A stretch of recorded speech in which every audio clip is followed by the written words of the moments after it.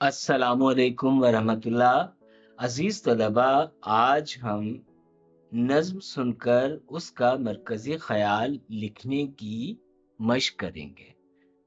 پیارے بچوں، مرکزی خیال کسی بھی تحریر کا، چاہے وہ نظم ہو یا نثر کی کوئی صنف ہو، کہانی ہو، مکالمہ ہو، آبیتی ہو، ڈرامہ ہو، کوئی خبر ہو، کوئی بھی صنف ہو، تو اس کا جو بنیادی نقطہ ہوتا ہے، جو اس کے ذریعے سے صنف نثر یا نظم کے ذریعے سے شاعر یا مصنف سمجھانا چاہتا ہے، اسے مرکزی خیال کہتے ہیں۔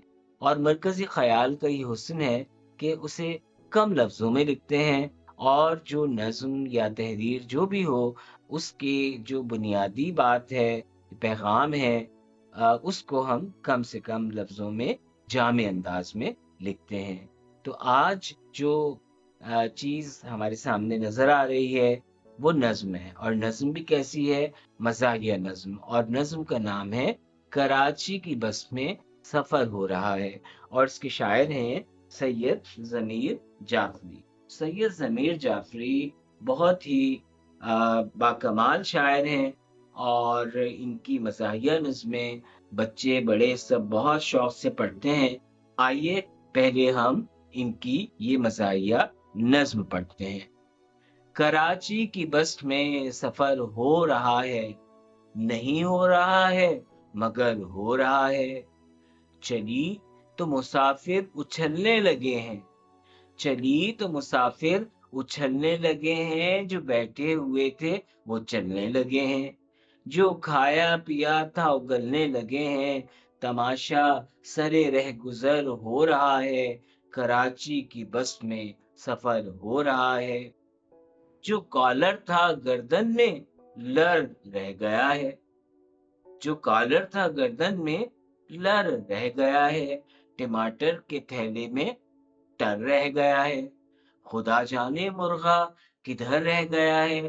بغل میں تو بس ایک پر رہ گیا ہے، کوئی کام ہم سے اگر ہو رہا ہے، کراچی کی بس میں سفر ہو رہا ہے۔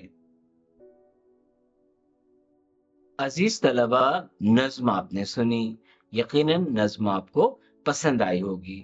الحمدللہ اب تو کراچی میں بسوں کی صورتحال کچھ تھوڑی بہتر ہو گئی ہے، لیکن یہ پرانے وقت کی نظم لکھی ہوئی ہے، جب کراچی میں اسی نوعیت کی بسیں ہوا کرتی تھیں۔ تو آئیے اب اس کا مرکزی خیال لکھنے کی کوشش کرتے ہیں کہ اس کا مرکزی خیال کیا ہو سکتا ہے۔ اب آپ دیکھیں کہ اس میں شاعر نے کراچی کی جو بس ہے اس کے سفر کا حال بیان کیا ہے۔ اب ہم نے تو اس کا مرکزی نقطہ اس میں سے تلاش کر کے لکھنا ہے، تو اس کا مرکزی خیال ہو سکتا ہے: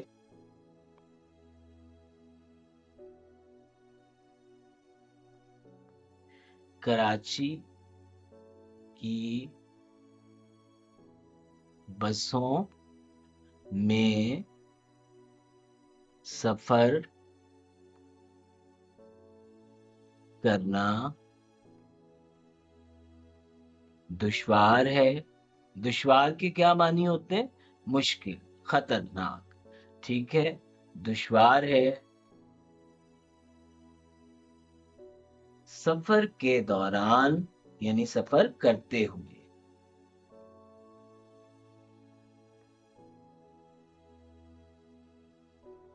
مسافروں کی حالت اور حلیہ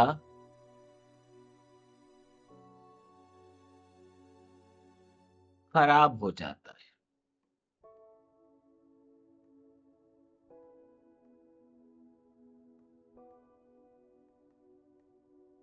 بس یہ مرکزی خیال مکمل ہو گیا کہ کراچی کی بسوں میں سفر کرنا دشوار ہے، سفر کے دوران مسافروں کی حالت اور حلیہ خراب ہو جاتا ہے۔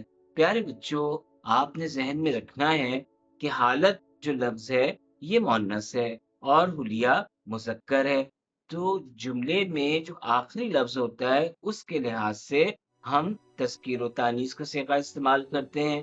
اگر یوں ہوتا کہ مسافروں کا حلیہ اور حالت خراب ہو جاتا ہے، پھر نہیں ہوتا، پھر کیا کرتے مسافروں کا حلیہ اور حالت خراب ہو جاتی ہے۔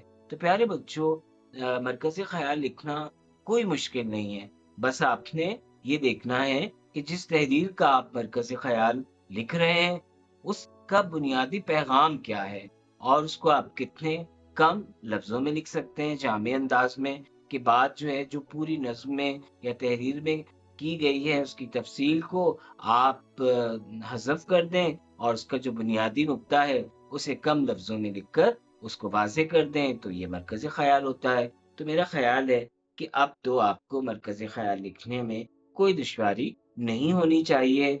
اب آپ کوشش کریں اپنی کتاب کا صفحہ نمبر 106 کھولیں، اس میں سوال نمبر 6 میں بھی آپ کو مرکزی خیال لکھنا ہے۔ تو میرا خیال ہے کہ تھوڑی سی کوشش سے آپ بہت اچھا مرکزی خیال لکھنے کے قابل ہو جائیں گے انشاءاللہ۔ السلام علیکم ورحمۃ اللہ۔